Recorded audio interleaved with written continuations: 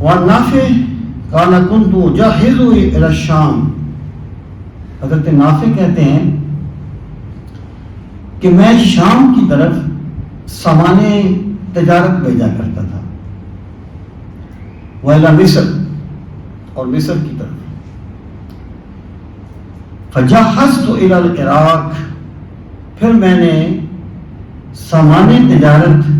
بھیجا عراق کی طرف، یعنی پہلے میں شام کی طرف بھیجتا تھا، مصر کی طرف بھیجتا تھا، پھر میں نے عراق کی طرف بھیجا۔ فَأَتَيْتُ إِلَى أُمِّ الْمُؤْمِنِينَ عائشہ،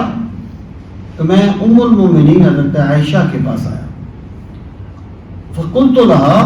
میں نے عرض کیا ان سے، یا ام المؤمنین، اے مومنوں کی ماں، كنت أجهز إلى الشام، کہ میں سامان تجارت بھیجا کرتا تھا شام کی طرف، فجهزت إلى العراق، تو اب میں نے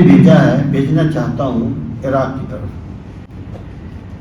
تو میں نے عرض کیا کہ میں اب عراق بھیجنا چاہتا ہوں، فقالت لا تفعل، انہوں نے فرمایا ایسا نہ کر، ما لك وللمتجر، تجھے کیا ہے اور تیرے سامان تجارت کو کیا ہے؟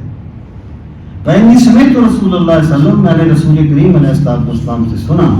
یقول، آپ فرما رہے تھے، اذا سبب اللہ لأحدکم رزقا من وجہ، جب اللہ تعالیٰ کسی چیز کو کسی بندے کے رزق کا سبب بنا دے، ٹھیک ہے، فلا یدعہ، تو وہ اس کو چھوڑے نہیں،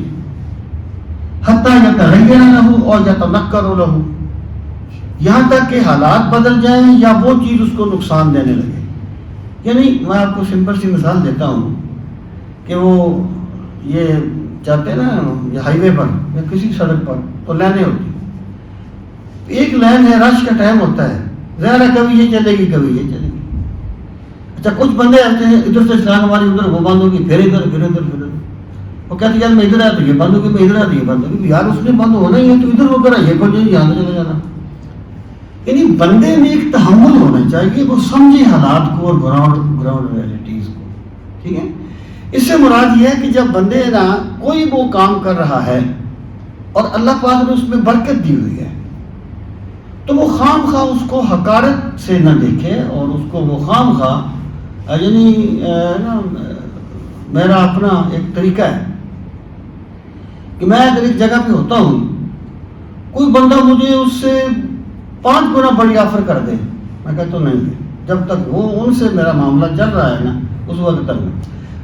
میں جی رہے ہیں، روٹی اللہ دیتا ہے، بندہ کھا لیتا ہے، بندہ کون سا اپنا رازق ہوتا ہے، رازق تو اللہ کی بات۔ تو بندے کو اپنے وقار کو کبھی نہیں چھوڑنا چاہیے،